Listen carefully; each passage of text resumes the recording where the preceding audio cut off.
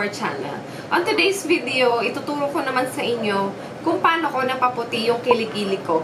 My kilikili is not perfect, hindi siya kasing puti ng mga pang-celebrity, pero somehow, itong routine na ginawa ko lightens up my kilikili na to the point na kaya ko na mag-sleeveless or mag-spaghetti strap at magtaas ng kilikili without the feeling na nahihiya ako kasi alam nyo na kasi 'di ba pag maitim ang kilikili mo or meron kang mga tinatago sa kilikili mo nakakahiya. Kaya I hope that this video will somehow help you to achieve that kilikili goals na gusto natin pare-parehas. And one reminder lang guys, the products that I've used is based on my own experience. So nag-experiment ako dito and it works for me very well. Kaya you can also use this product but at your own risk kasi iba-iba tayo ng skin. Kaya kung gusto nyo malaman kung ano-ano ito, just keep on watching. Siyempre ngayong summer mainit and ngayon yung time na masarap mag-spaghetti strap, mag-tube. So, yung mga damit na nakalabas yung kilikili mo and hindi ka mahihiyang ipakita yun sa kanila.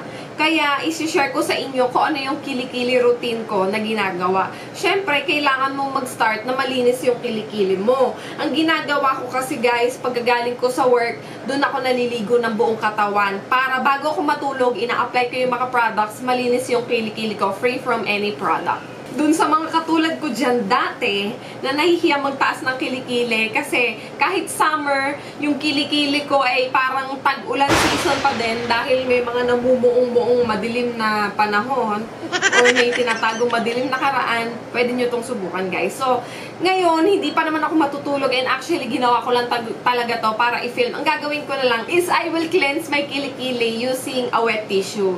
So, ayan ang aking kilikili and magsasalita na lang ako habang ina-apply ko yung products. Kaya, take note na lang guys. And, ang ginagawa ko pala sa kilikili ko before is inaahit ko lang siya. Tapos, napansin ko na okay naman ako dun sa pag-ahit-ahit and very, ko lang siya, parang paminsan-minsan ko lang siyang inaahit. Pag meron akong pupuntahan na kailangan kong maglabas ng kilikili, dun ko lang siya inaahit. The rest, hinahayaan ko lang siyang mag-grow hanggang sa maging, gubat.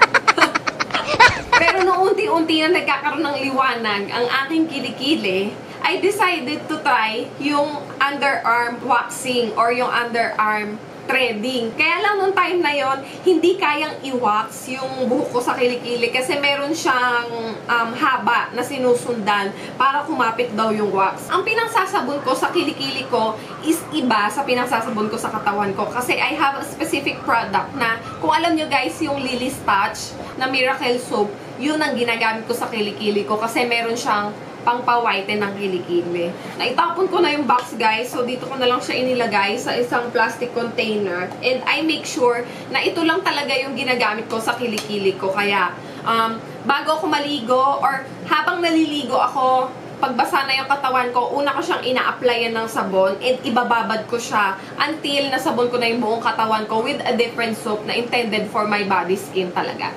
And syempre, importante din sa akin kasi yung kilikili ko is pinagpapawisan. Minsan nagkakaroon siya ng amoy kaya ang ginagamit ko for my kilikili and it really works for me is yung tawas and itong Sergeant at Arms Whitening Deo Spray. So, this is a product of Fairness and Flawless. Kung nakatry na kayo nito, alam nyo din guys na meron siyang pampaputi ng kilikili. Tapos, meron din ako mga cream na nilalagay bago ako matulog. So, yung mga products na yon ang nagpapaputi ng kilikili ko the entire night kasi talagang naiiwan siya sa skin ko hanggang sa magising ako ng umaga. Doon ko pa lang sila binabanlawan. After nyo maligo, best time to apply the products is bago kayo matulog. Kasi yung time na yun na hindi kayo stress, hindi kayo pagpapawisan, and yung product talagang malilive siya sa skin mo for as long as na magising ka hanggang kinaumagahan. So, after na malinis yung kilikili mo, since hindi pa ako nakaligo guys, mayroong gabi pa lang maliligo and nag-film lang talaga kami ngayon for this kilikili tutorial, ang gagawin ko is, iwa-wipe ko na lang siya ng wet tissue para malinis siya. And make sure na talagang yung kilikili nyo is free from any products para walang problema pag nag-apply kayo ng mga products for whitening. Tapos, unang-una kong ina-apply is this whitening Power Essence with Galactomyces 95 from COSRX. You can get this from Style Korean, guys. Or you can use any other whitening essence. Kasi mas maganda pag essence yung ginamit nyo dahil essence with its watery finish, nagdi-dissolve siya easily and gets absorbed by the skin hanggang sa pinaka-ilalim na makakaya niya. So, I applied 2 pumps every night yan guys on my kilikili. Tapos, minamassage ko lang siya for a while para mag-spread evenly. Tapos, pag naramdaman nyo na tuyo na yung kilikili nyo and feeling nyo na absorb na ng skin nyo ng bonggang-bongga yung essence na nilagay nyo, apply a Lily's Touch Miracle Cream.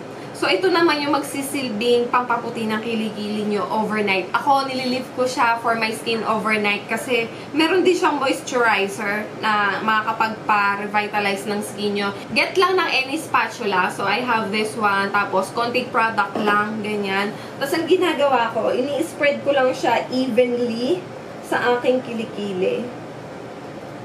Ganyan, guys. So, hindi naman kailangan na sobrang kapal or sobrang dami ng ilagay mo.